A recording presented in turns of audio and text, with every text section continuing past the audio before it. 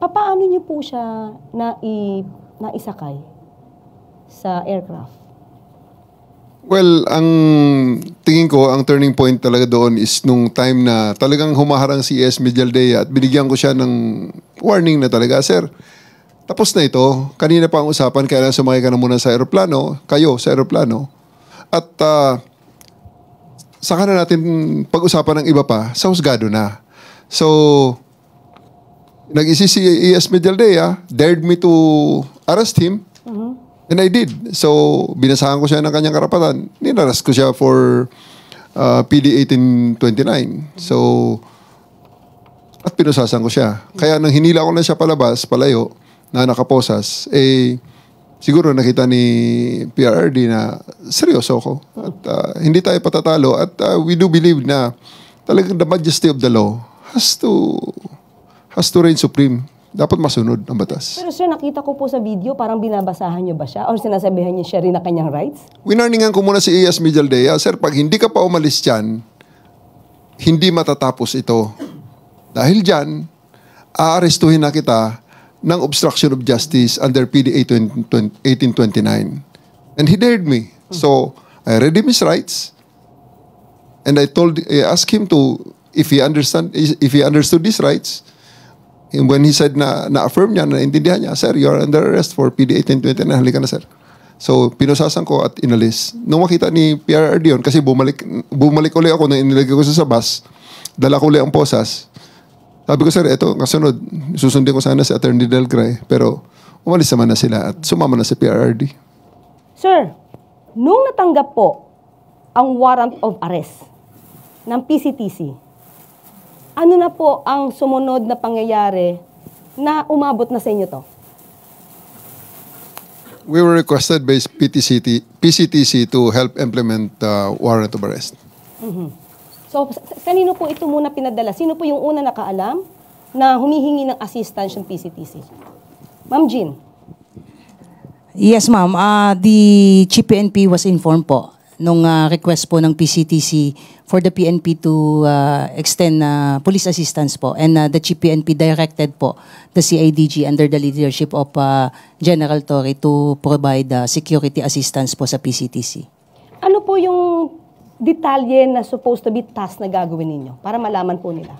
Ang PNP po, ma'am, ay limited lamang po sa pagpo-provide po ng security doon po sa mga mag-i-implement po ng warrant through the Interpol mechanism po. So kaya nandoon po yung PCTC, and in fact, it was the PTC Executive Director po ang nag-inform po sa ating pong dating Pangulo at nandoon po yung mga prosecutor po ng DOJ at ang PNP po in the person of General Torre po was there to provide security po. So ngayon, sabi niyo po ay magpo-provide din po kayo ng assistance sa PCTC, sa Interpol, saka sa DOJ. Yusek Nick, ano po yung naging papel po ninyo at the time na isa-serve yung warrant of arrest kay dating Pangulong Duterte? Sa kampo ng DOJ, nalaman namin yung notice sa PCTC through the Bureau of Immigration. Kasi yung PCTC, i-diffuse niya yan, o ikakalat niya sa may iba-ibang law enforcement agencies natin na may ganong notice, no? Notice for the warrant of arrest. Alam natin sa DOJ, may dalawang layers tayo, no? Ang BI at ang NBI. BI ang nag-inform sa amin na may ganitong request. Tapos, so may mga representatives mula sa BI at sa DOJ na nagpunta. Sa BI, si Commissioner Viado mismo nagpunta. Tapos sa DOJ, nandun ako at si Prosecutor General Dong Fadolion. Ang naging papel ng DOJ doon ay kami ang naging competent authority, no, or competent judicial authority upang saksihan ang buong pagpatupad ng warrant of arrest at siguraduhin na sumusunod ito doon sa mga kinakailangan ng ICC upang ma-properly ma-deliver si PRRD sa kanila. Okay. General Torre, General Nick, sinasabi kasi nila, especially, I will refer this to the situation of Attorney Bello, hindi daw niya nakita yung warrant of arrest. Ano po yung masasabi niyo doon? May violation ba doon? Dahil hindi daw niya nakita personal yung warrant of arrest. I think Attorney Bello is not in the scene during all this time, ma'am. So, talagang hindi niya makikita. Pero yung, okay, sir. Dagdag lang ako, no? tama si General Torre. Wala si Attorney Bello mismo doon nung pinatupad namin yung warrant. Nakita ko siya doon sa VIP lounge, no, na kahit pa paano nakapasok siya doon, no. Pero yung pumunta na kami doon sa Tube upang ipatupad, wala siya doon. At doon naman sa Tube, no, yung hiningi ng kampo ni PRRD, yung copy ng warrant of arrest, ay nakapakita kami at naka-share kami sa kanila ng electronic copy ng warrant of arrest. So in other words, wala naman tayong obligasyon na bigyan siya ng warrant of arrest. Unang-una dahil hindi naman siya yung suspect. At pangalawa, wala siya doon. Okay. So in other words, sabi niya, magiging lawyer daw siya. Dapat nandun daw siya or binigyan siya. Ano masasabi niya po? May tatlong abogado sa scene, si PRRD, no? Nandun ang dating Executive Secretary, si Salvador Medialdea. Nandun ang kanyang misis, na abogado din. At nandun din, at eventually, no, yung lumipat na kami sa Villamor, nandun si Attorney Delgra. Well, sir, misis po ni Executive ES Medialdea. so bali tatlo po yung kasama na lawyer. Eventually, dun sa, dala mo muna sa, sa Tube. Okay. Yung mag-asawa muna. Okay, so yung kanyang rights naman, as a suspect, hindi naman siya na-deprive. Ay, hindi na-deprive. In fact, gusto na nga namin ibasa yung Miranda rights niya doon sa Tube, pero nakiusap yung mga abogado niya na wag muna. Kaya yung naging pa siya ay ilipat siya sa mas secure na area, which was eventually sa Villamor Air Base. At doon na namin, after binigyan sila ng pagkakataon na magpahinga, doon binasa ni General Torre yung Miranda rights niya. So balikan natin, sir, nung sinaserve po yung warrant of arrest. Ano po yung pinakasitwasyon? Nagkagulo ba? Maayos ba? Paano po? Paki-describe po sa amin. Well, sa lahat naman pong stage nung service ng warrant ay okay lang naman. Everyone is calm. Everyone was just expressing each one is expressing his own opinion. Pero at the end of the day, we insisted na sumama siya sa amin dahil siya ay inaaresto namin. At that time po ba, naka-wheelchair ang dating Pangulong Duterte or normal naman po siya maglakad? He was offered a wheelchair but he declined. So ang wheelchair niya ay ginamit ni ES Medialdea. So physically, ang condition po ni dating Pangulong Duterte at that time ay mukhang maayos naman po. Maayos, maayos. Until the end, hanggang sa ngayon, hanggang sa kagabi nang siya ay ni-receive ng ICC, he is fine. And actually bago bumaba sa plane, he made a video na andyan naman ngayon sa social media. He says that he is fine. Okay. Kay General G naman po, medyo inaano kayo sinasabi, umiiwas daw kayo sa tanong ni Senator Bongo. Paano niyo po ba itong sasagutin? Ganito po kasi ma'am yung nangyari nun ma'am. Nung maisakay na po at lilipat na po sila sa Villamor, susunod po si Chief PNP. I was supposed to board po yung sasakyan ni Chief PNP at paalis na po. Kaso nasakay yung pinto ng van, umandar na po yung sasakyan niya. Humahabol po ako. Hindi ko po iniwasan, with due respect po kay Senator Bongo. Kung na-offend po siya, pasensya na po. Pero there was no intention on my part na takbuhan siya. It so happened na hinahabol ko po yung convoy. Kaya po tumakbo po ako, palayo po doon sa direction po nila. So from there, sa airport, dinala siya sa Villamor Air Base? Tama po ma'am. Yes, ma'am. Okay. Nung nakapasok na siya at dinala siya sa Villamor Air Base, General Torre, paki-describe. Kasi kanina may kinukwento po kayo na naging relax naman yata ang Pangulo at umupo siya sa kanyang sa sila ng Pangulo. Paki-describe nga po yun. Well, ang particular place kasi sa Villamor is the 250th Presidential Airlift Wing. Yun po ang lounge ng presidente ng Pilipinas. At doon din siya, nung siya ang presidente, doon siya naupo sa same seat na para sa ngayong presidente. Pinabigyan po namin, pati po ang kanyang mga kasamahan, they were there in the most comfortable lounge, and arguably sa kahit na anong airport natin sa buong Pilipinas. Ilan po ang nakasama sa loob po nitong lounge na to? Hindi na po namin nabilang sa ngayon. I'll give you the exact, hindi ko na po nakita ma'am sa buong accounting namin. Pero yung matatandaan niyo po, sino po yung nakasama ni dating Pangulong Duterte sa lounge? Nandun po aside from former PRRD, nandun po si Hanelet, yung anak niyang si Kitty, andun ang mag-asawang Mijaldea, andun si Attorney Delgra, andun ang tatlong retired generals, retired generals at ang kanilang mga spouses. Tapos may mga several people pa kasi puno ho ang lounge eh. Napakarami po nila. Puno ho sila sa isang coaster. Nang dinala namin sila mula doon sa exit gate ng NAIA hanggang sa lounge ay nasa bus po sila ng PNP sa coaster po. Puno po. Ang nakwento nyo rin po kanina, parang dapat na umalalay, tama po ba ako, mga kababaihan ng kapulisan natin. At from start to finish, not one of our people touched PRRD. I did not allow it. The only people who touched him are his bodyguards. Nandun ho si Romy, yung bodyguard niyang sundalo. May dalawa pang bodyguard na ito talaga yung umaalalay sa kanya, si Romy. Plus ang isang personal nurse na isang police. Then may isa pang sundalo na bodyguard na lalaki at isa pang police na bodyguard na lalaki. So yun lang po ang mga taong humahawak sa kanya diretso aside from his family and parts of his entourage. Wala po sa mga police at hindi po namin hinawakan kailanman si PRRD. Totoo po ba na yung mga nag-implement po nito, nagsuot po kayo ng body camera? Meron po tayong mga body camera, ma'am. Kompleto po tayo. More than enough ang body camera and also the alternative recording devices na record po namin. Pati yung mga cellphones. Pati rin po sila, may mga cellphones po. Wala po tayong deprive doon. So, doon po nasa panahon na siya po ay nasa Villamor Air Base, nandun po siya sa lounge. Paano naman po yung kanyang pagkain? Kasi parang nababalitaan natin, nag-deprive ng pagkain, kaya kailangan magdala ng pizza itong si Senator Bongo. Paki-describe nga po ang sitwasyon doon. Wala pong deprivation at any moment ng kanilang right to food and water. In fact, dinideliver pa nga namin eh. And they're just the one declining na lang dahil sobra namang pagkain talaga eh. Sobra namang dami.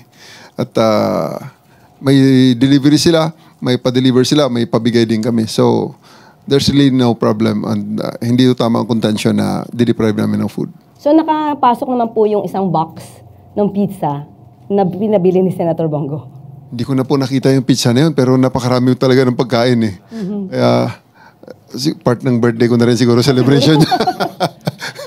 Nagse-celebrate. But anyway, yung naging condition po ba ni dating Pangulong Duterte? Tumaas po ba yung sugar level niya? Bumaba? Anong meron? Or wala?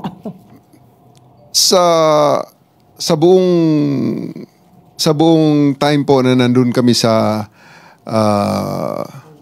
holding area, meron pong PNP doctor, dumating ang kanyang mga personal doctors, may mga nurses galing sa PNP, at dumating din ang chief ng hospital ng Villamor Air Base Hospital.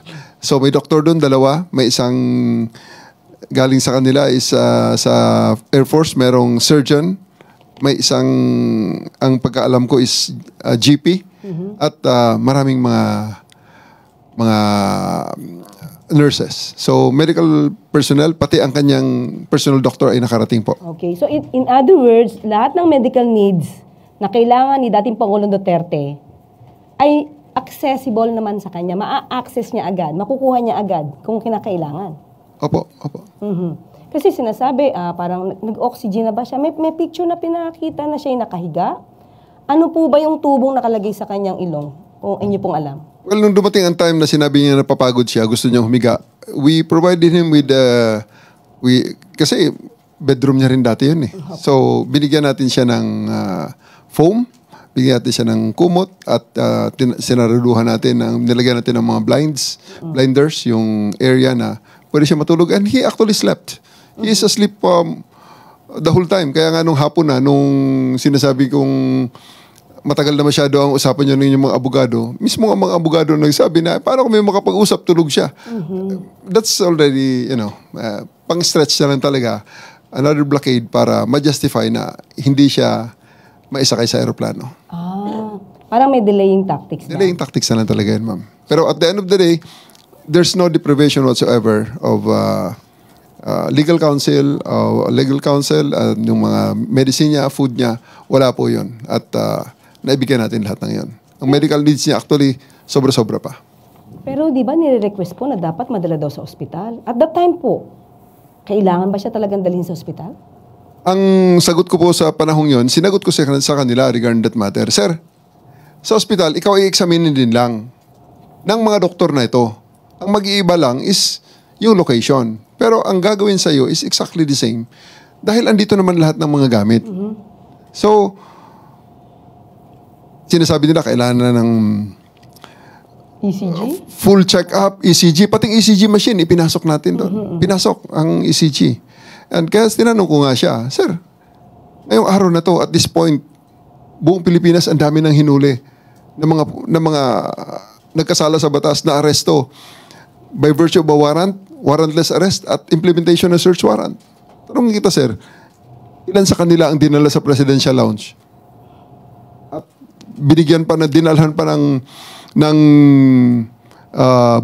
booking kit sa kanyang kung saan siya ay very comfortable na nakaupo. Kayo lang po, sir, ang special treatment na ito. So don't stretch it. Kailangan natin na booking ka. Na until the end ay hindi siya pumayag. Sir, nakita natin sa ibang videos, baka yung ibang mga kababayan natin hindi alam. Kayo po ba'y nagbasa ng rights po ni dating Pangulong Duterte? Binasa ko po ang kanyang rights. Nasa likod ko pa para mag-witness ng pagbasa ng rights niya, yung ating Prosecutor General. Okay. So, at the time, nung umpisa, hindi ko alam kung hanggang saan po, General Torre, may natanggap ba kayong harassment, physical na panghaharas sa inyo, or verbal? May natanggap po ba kayo at the time? Physical po ay itinulak ako ni Hanelet. Tinabig niya ako at malakas ang pagkatabig niya nung nagkasalubong kami sa hallway. Nasa video naman, minura ako ng kanyang anak. At mismong si Presidente Duterte ay niremind niya ako, magre-retire ako. At aasuntuhin ako ng kanyang mga anak at ang kanyang mga kamag-anak after my retirement, even before my retirement. Tinrete niya ako. But everything is okay lang yan. Makapal ang ating balat at yan ay kayang-kaya nating palampasin yan. Ma'am Jean, meron po tayong ibang miyembro ng kapulisan na nakatanggap din po ng itong klaseng harassment. Pwede po ba niyo ikwento to? Yes po, ma'am. Aside from General Torre, I myself was also subjected to harsh words. Kaya lang, sabi nga ni General Torre, ay maximum tolerance. Sabi ko nga, kung meron pang mas mataas sa maximum tolerance, yun po yung ipinatupad natin. Kahit minura na tayo, dinuro na tayo. In fact, yung mga pulis natin doon ay pinagmumura din at pinagsabihan ng masasakit na salita. At si Miss Hanelet po, ma'am, ay pinukpok pa po sa ulo yung isang pulis natin na nag-sustain po ito ng napakalaking bukol po sa kanyang naupo at dinala po sa ospital. Pero in spite of that, ma'am, wala pa rin pong nag-harm sa kanila, wala pong nanakit sa mga pulis natin at hinayaan po na ganun yung mga panililita po nila at action po nila sa atin. Mapapakita ba natin yung video? Pwede po nating mapakita para mapanood po nating lahat? Ma'am Jean, paki-describe niyo nga po yan. Yan po, ma'am, yung picture po. Binlur lang po natin ng konti po yung mukha po ng ating babaeng pulis na taga-SAF. Sila po kasi, ma'am, yung umalalay po doon po kay Miss Hanelet at saka sa kanyang anak po para itabi po sila pansamantala. Ayan po yung napakalaki pong bukol. At meron po dyan na video po na talagang nakita po doon at na-captured po, na pinukpok po ng cellphone po ni Miss Hanelet yung ating pulis po.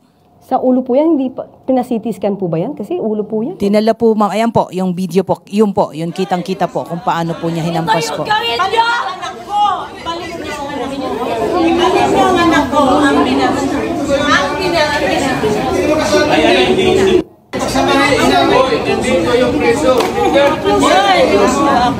ito yung gawin niyo! Anak ko! Balik niyo ang anak ko!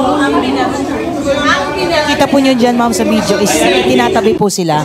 Kasi po, ang haba na po ng panahon na ibinigay sa kanila and it has come to a point po na nagdesisyon po si General Torre na it has to stop. Kailangan na po nating kompletuhin po yung proseso. Kaya ang ginawa po ng mga pulis po natin, itinabi po si Miss Hanelet at saka yung anak po niya para makuha na po natin si dating Pangulo po at madala po sa bus po. Pero nakikita po natin doon sa video, parang moving forward. Itong si Kitty, yung anak. Saan siya papunta nun? Parang pumipilit siyang pumunta paabante. Saan po siya papunta niya? Gusto po nilang bumalik, ma'am, doon po sa area kung saan po yung ating dating Pangulo po. So yung mga kapulisan po natin, parang hinaharangan na lang sila. Opo, kinire-restrain po sila, nilalayo po sila at hinaharangan para hindi na po sila bumalik po doon sa area kung saan po nandoon po yung ating dating Pangulo po. Kasi maganda po maipaliwanag yung sitwasyon na yan. Kasi po baka magkaroon ng ibang kwento at sabihin na nahahara sila. Yung pala, sila po yung moving forward, going forward para po puntahan muli ang dating Pangulo. Yes po, ma'am. Yes po. Okay. So, after that, nung okay naman po, nung okay naman po yung sitwasyon ni dating Pangulo Duterte, physically, okay naman po yung kanyang kondisyon, papaano niyo po siya naisakay sa aircraft? Well, ang tingin ko, ang turning point talaga doon is nung time na talagang humaharang si E.S. Medialdea at binigyan ko siya ng warning na talaga, sir, tapos na ito. Kanina pa ang usapan, kaya lang sumakay ka na muna sa aeroplano, kayo sa aeroplano. At saka na natin pag-usapan ng iba pa, sa husgado na. So, nag-isip si E.S. Medialdea, dared me to arrest him, and I did. So, binasahan ko siya ng kanyang karapatan. Ninaras ko siya for PD 1829. So, at pinusasan ko siya. Kaya nang hinila ko na siya palabas, palayo, na nakaposas, siguro nakita ni PRRD na seryoso ko. At hindi tayo patatalo. At we do believe na talagang the majesty of the law has to reign supreme. Dapat masunod ang batas. Pero sir, nakita ko po sa video, parang binabasahan niyo ba siya? Or sinasabihan niyo siya rin na kanyang rights? Winarningan ko muna si E.S. Medialdea, sir, pag hindi ka pa umalis dyan, hindi matatapos ito. Dahil dyan, aarestuhin na kita ng obstruction of justice under PD 1829. And he dared me. So, I read him his rights, and I asked him to, if he understood his rights. And when he said na-affirm niya, naintindihan niya, sir, you are under arrest for PD 1829, halika na, sir. So, pinusasan ko at inalis. Nung makita ni PRRD yun, kasi bumalik ulit ako nung inilagay ko sa bus, dala ko ulit ang posas. Sabi ko, sir, eto, kasunod, susundin ko sana si Attorney Delgray, pero umalis naman na sila at sumama na si PRRD. So in other words, sir, sabi nga po ni Ma'am Jean, maximum tolerance yung ginawa niyo. So ilang oras po ba at nagtagal po talaga yung pagsampa sa kanya? Pagdala sa aeroplano po ni dating Pangulo Duterte? 12 hours, ma'am. 12 hours. Ganon din kayo katyaga. Ganon din katyaga ang miyembro ng kapulisan. Sabi ni General Fardo nga, ma'am, more than the maximum of the maximum tolerance. Okay. So, nung naisampa na, sabi po, ito po isang sandwich lang daw ang pinakain sa dating Pangulong Duterte habang nasa biyahe. Palagay ko, ma'am, babawiin na nila yan. Nung pag maalala nila na marami palang cellphone video doon. Kasi sa totoo lang, pati sa aeroplano, may video na kumakain talaga si former PRRD ng full meal. Full meal talaga. Babawiin nila yan, ma'am. So in other words, yung mga ganitong klase mga naratibo, para maging negatibo lang ang pagpapa-implement ng warrant of arrest, saka yung the whole operation? Wala na akong makitang ibang rason, ma'am, para ilabas nila yan. Pero at the end of the day, it will be their word against our cellphone videos. And at the same time, sabi niyo nga po kanina, maganda naman ang kondisyon ni dating Pangulong Duterte, nakarating na po sa Netherlands. Kaya nga, ma'am, so we have now the benefit of a 2020 hindsight. Mismo ang doktor doon ng ICC ang nagsasabi na is fit and he's okay. And siya mismo, bago siya bumaba sa aeroplano, gumawa siya ng video, pinadala niya sa pamilya niya, at ipinost ng pamilya niya, sinasabi, I'm okay. Ilan po pala yung kasama ni dating Pangulong Duterte sa kanyang trip? Ang kasama po niya, ma'am, yung kanyang close-in security, yung kanya pong personal nurse, si Attorney Medialdea. Sa part, ma'am, ng government mo ay may dalawang doktor po na kasama, dalawang CIDG po, at yung representative po ng PCTC po, mismong si Ambassador Lacanilaw po ang kasama. Teka lang po, si at that time, syempre wala namang visa. Si Attorney Medialdea or ES, former ES. Paano po siyang napayagan na sumama pa kay dating Pangulong Duterte? Actually, ma'am, silang lahat walang visa. Kaya lang, Tumulong po ma'am yung Philippine Embassy po natin sa Netherlands para i-process po yung mga karampatang visa, pati po yung kanilang mga appropriate clothings po ay pinobide po ng Philippine Embassy dahil malamig po doon. So pagdating po nila doon, inasikaso po kaagad sila ng kanilang pangangailangan po, including po yung pag-process po ng mga temporary visa po nila. Yung Philippine Embassy po natin ang tumulong doon. Okay, so maski na CES po, meron siyang na-provide po siya ng mga tamang kasuotan dahil nga sa napakalamig na klima. Lahat po sila ma'am. Yes, General. We will release the pictures pala, ma'am, sa inyo. Pati toothbrush, toothpaste, at mouthwash meron. Ayan. Ako, ayan. So, wag po tayo maniwala doon sa mga sinasabi na na-deprive po ang dating Pangulong Duterte ng kanyang mga karapatan dahil ang bansa mismo, ang gobyerno po natin ay tumulong po sa kanila. Okay, balik naman po ngayon tayo kay Yusek Nikki. Yusek Nikki, may issue. Bakit daw nag-violate ng pagpapa-implement ng Rome Statute ng Section 59? Paki-explain nga po sa taong bayan, ano ba itong sinasabi nilang Section 59 ng Rome Statute? Unang-una, isang malaking pagbabaliktad dun sa posisyon nila yan. Dahil habang pinapatupad namin yung warrant of arrest, sinasabi nila na wala na tayo sa Rome Statute, wala na tayo sa ICC, dapat hindi gamitin yung mga provision ng ICC, ng Rome Statute. Ngayon, dahil convenient, biglang ginagamit. Pero sa amin naman, may nakalagay dun sa Article 59 na dapat may competent authority, competent judicial authority na magsasabi, na magpapatunay na yung warrant, subject ng warrant of arrest ay CPRRD. Pangalawa na yung dumaan sa proseso, yung pagpatupad ng warrant of arrest sa kanya. At pangatlo, na na ginalang lahat ng mga karapatan niya habang pinapatupad yung warrant of arrest.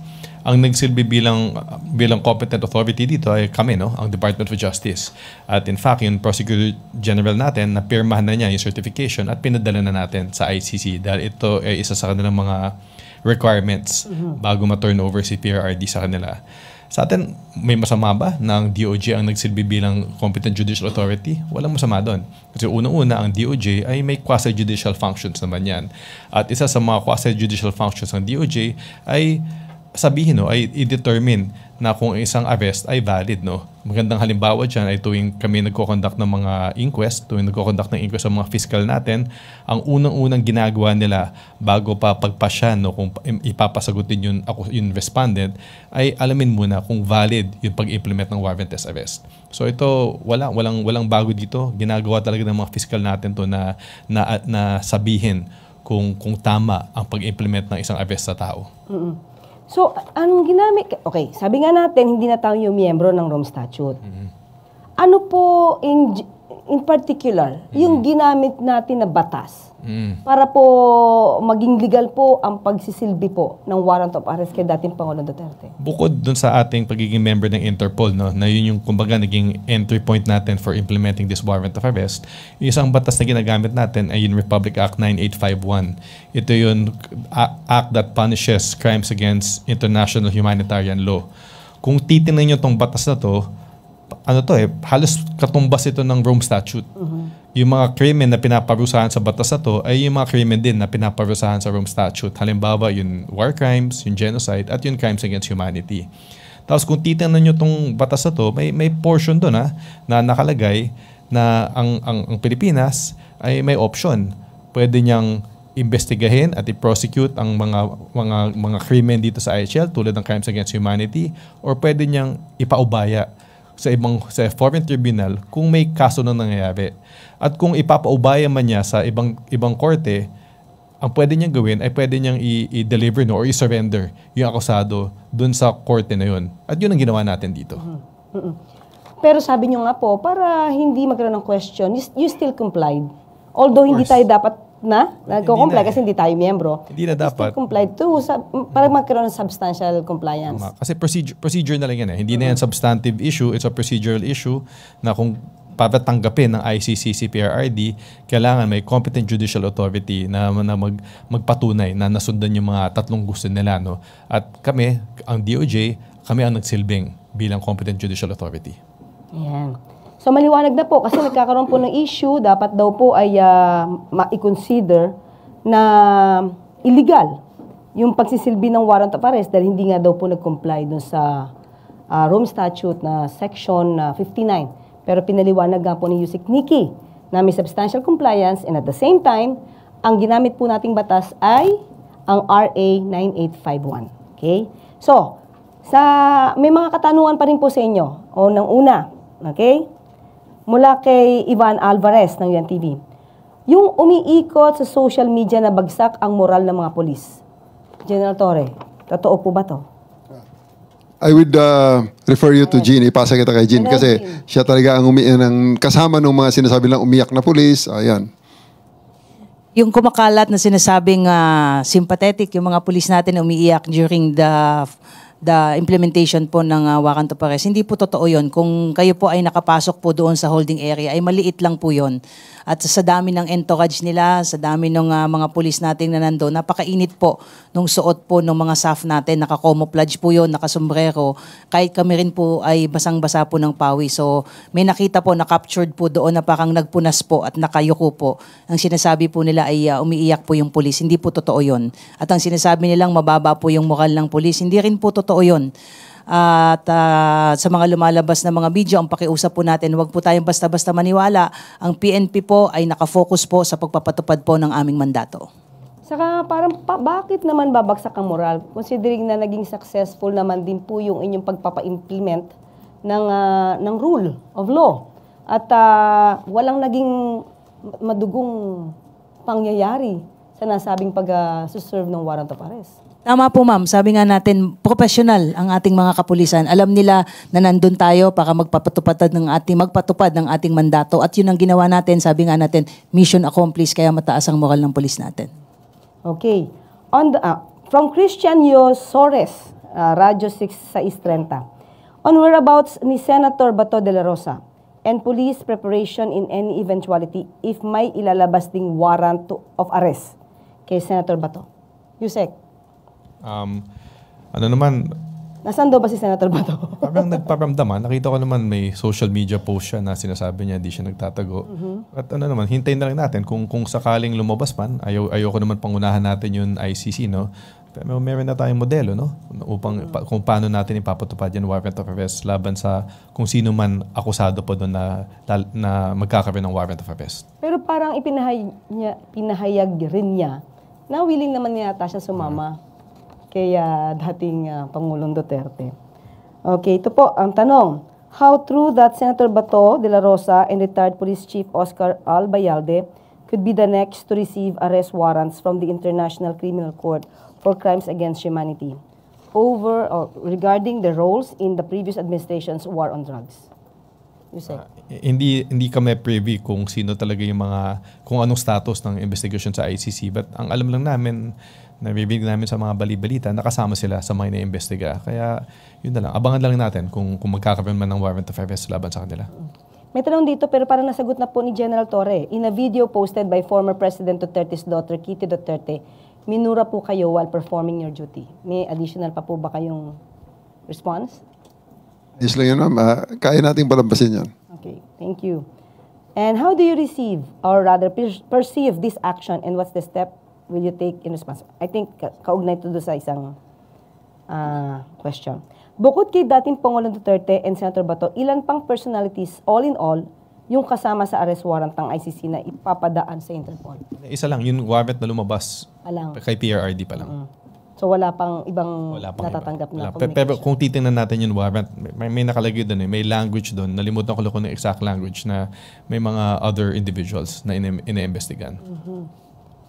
Are you closely monitoring any movement amid any possible attempt to create a scenario similar to that of people power? How do we deal about that? General Torre. Kaya na. At may directive naman sa amin. Okay. All the scenarios are taken care of at hindi man nagpapabiya ang PNP regarding that matter. May mga official pronouncements na dyan si General Fardo. General Fardo. Ang PNP naman po ma'am ay laging nagme-maintain ng proactive measures po natin at kung meron mga nagpapahayag po ng kanilang mga saloobin dito sa mga pangyayari po, kakapatan po nila yan. Yan po yung tinatawag nating freedom of expression po nila. Pero hindi po lahat ng freedom ay absolute po yan. Ang PNP po ay tinitignan po at minomonitor po yan at nakahanda po tayo sa anuman pong mga mangyayari po at wag po nating sasabihin na may mga lumalabas po kasi ngayon ma'am na pinipigilan po sila. Hindi po, in fact, nagmo-monitor lang po tayo as part po ng ating security monitoring at yung ating pong na mga nakikita po ngayon ng mga movement po ng police ay inire-relate po nila dyan. Pero sinasabi ko nga po is continuing po ma'am yung ating security preparation for election. So may mga nakikita po tayo mga simulation exercise. Yun lamang po ay bahagi po ng ating patuloy na paghahanda po para sa nalalapit po na election. Yeah. May kasunod po akong tanong, General Archin. There are infos na may sundalo, police na nag-resign because of former President's arrest. Former President Duterte's arrest. Fake news ba ito, ma'am? May mga nakita na po tayo ma'am na fake news po. May nakita na po ang ACG na gumagamit po at nagpapakita at nagpapakilalang mga pulis at sinasabi nag-resign. Nagtanong na po tayo sa personal po natin. Wala pa naman po tayong nare-receive na anumang official communication na advising the PNP na mag-resign po sila. So wag po tayong basta-basta maniwala po sa mga misinformation at disinformation. At ang sabi po ng ating Chief PNP kanina ay wala po tayong planong disiplinahin itong mga supposedly mga pulis. Ang sinabi lang po niya ay very clear kanina. Let us just remind our PNP personnel na sila ay membro ng PNP bagamat nire-respeto natin yung kanilang mga religious and political beliefs, pero hanggang nasa PNP po tayo ay dapat po ay sumunod po tayo doon sa mga pinatutupad po nating mga ethical standard, norms and policy po with respect po doon sa ating mga personal sentiments dahil meron naman po tayong umiiral na mga grievance mechanism na po pwede po nilang dalihin po doon. But for as long as they are members of the PNP, ay meron po tayong mga dapat pong i-observe na mga protocol with respect sa airing po ng ating mga personal sentiments po. Well, anyway, maliban dyan, maski na naman po ang Supreme Court mukhang naging biktima po ng fake news. Dahil may lumabas po na nag-issue nga daw po ang Supreme Court ng TRO. At mismo si Senatoriable Attorney Lambino, ang nagpahayag nito sa isang video. I hope hindi naman yun AI generated. So, nakarating po ba itong fake news na ito na meron TRO, General Torre, at the time? Yes po. Nung gabi pa lang, sa aeroplano pa lang, yun na ang sinasabi ni Attorney Vijaldea na may lumabas ng TRO kaya hindi na dapat lumipad ang aeroplano. Kayo po, Yusek, nakarating din po sa inyo to? Yes, magkasama naman kami dun sa Villamor at narinig namin yun. Sakto na malapit talaga lumipad. Tapos dun kumalat yung balita na may TRO. Well, anyway, napatunayan po natin na hindi po totoo yun dahil naglabas po ng statement ng Supreme Court. Actually, meron ngang ruling na denied ang TRO na ito. Okay? So, yun po. Meron po ba muna? Unahin ko na po muna. Ladies first. Si General Jean Fajardo, meron pa po ba kayo nais na idagdag sa inyong mga sasabihin o sa taong bayan? Yes ma'am, sa ating pong mga kababayan na nanonood po at nakikinig sa ating ngayon, ang lagi po nating sasabihin na ang PNP po ay isang profesional na organisasyon. Nakatutok po tayo sa ating mga mandato at asahan niyo po na laging nakahanda po ang PNP na ipatupad po ang batas. Okay. And Yusek Nikki, ano pong nais niyo pa pong idagdag kung meron? Nasabi na naman namin dun sa press release namin kahapon at nandun sa certification na linabas ng Prosecutor General. Ang tungkulin ng DOJ sa buong pagpatupad ng warrant of arrest na to ay patibayan na yung pagpatupad ng warrant ay dumaan sa tamang proseso. Tatlong bagay yung importante na si PRRD mismo yung inaresto, ginalang yung kanyang karapatan habang inaaresto siya at dumaan sa tamang proseso yung aresto. At kami pinapatunayan namin yan at hindi lang naman salita to eh. May kita talaga natin sa mga video na talaga maximum tolerance ang ating pamahalaan. Binigay lahat ng mga naayon sa kampo ni PRRD habang pinapatupad yung warrant of arrest at walang nasaktan. Ginalang talaga sila through this entire process. Of course. Thank you po. And the birthday boy, General Nick Torre. Maraming salamat po, ma'am, at maraming salamat sa suporta ng ating mga kababayan. I just would like to reiterate that I don't find joy in doing these difficult jobs. Una-una, sayang naman yung handa ko ng birthday ko. So, gusto ko lang i-emphasize na hindi ko to ginagawa para sa personal aggrandizement o kung ano pa man. Kundi ito ay ginagawa natin dahil ito ay trabaho natin, especially that I'm the chief of the Criminal Investigation and Detection Group. This this is something that has to be done para magsimula ang judicial processes na nagkataon ay dito na sa ICC, an international body, na talagang kung naghahanap sila ng neutral na na body para mag-decide sa mga reklamo laban kay former PRRD, ito ng ICC. Kasi ang mga tao rito ay mga foreigners. Hindi ang mga judge dito ay foreigners. Wala itong pakialam sa Pilipinas. Wala itong pakialam sa personalidad. Ang pakialam lang nito sa mga facts na ibibigay sa kanila para desisyonan nila. Gusto kong i-emphasize, ang mga judge na yan ay mga foreigner. Pero ang complainants dyan ay mga Pilipino. Ito yung mga Pilipinong nung panahon ni PRRD ay walang nakitang pag-asa sa judicial system, sa judicial processes sa bansa natin ng mga panahong yon. Kaya pumunta sila sa ICC. Kasi nakita nga nila, sitting senator and former justice secretary nakakulong eh. So, ito yung mga taong walang kakayahan na lumaban at wala na nakitang pag-asa kaya pumunta sa ICC. At gusto ko rin emphasize, hindi ito yung mga taong kayang kumuha ng serbisyo ng mga abogado di Campanilla. Ang mga abogado nila ay mga volunteer din na ang dala-dala lamang ay ang paniniwala para sa hustisya. So sa ngayon, dinalan nila sa isang forum na neutral ito, si FPRRD, and the former president, I'm very sure, has the capacity to defend himself using the lawyers that he can afford, that he will get. So, I think this is fair. At sa warrant of arrest na ipinilabas ng ICC, magsisimula lang lahat ng yon kung ma-take into custody si former President Duterte at madala sa kanila, ma-endorse sa kanila para they can take the jurisdiction and the judicial process can start so that justice can be dispensed for all. Kung siya ay inosente, mapabilis ang pagdeklara na siya ay inosente. Kung siya ay guilty naman, mapabilis din ang pagbigay ng hatol sa kanya para mabigyan naman ng hustisya itong mga nagrereklamong nagkiklaim na sila ay naging biktima ng paglabag niya sa batas. Yes. Tama po, no, General Torre. Hindi lamang po dapat natin tignan ang isang side of the story. Meron po tayong nakakalimutan. Yung kwento po nung di umano mga biktima ng EJK. So, tingnan po natin pareho. Wag po tayong kumampi. Alam natin na meron po kayo iniidolo, meron po kayong hinahangaan. Pero this time, dapat po hustisya po ang mag-prevail. Hustisya para sa di umano mga biktima at hustisya rin po kay dating Pangulong Duterte. At dyan po nagtatapos ang ating programa ngayon. Hanggang sa muli. At sa susunod na pagkakataon at kung meron pa pong another issue, at ibibigay po namin agad ang mga pagpapaliwanag patungkol dito. Maraming salamat po.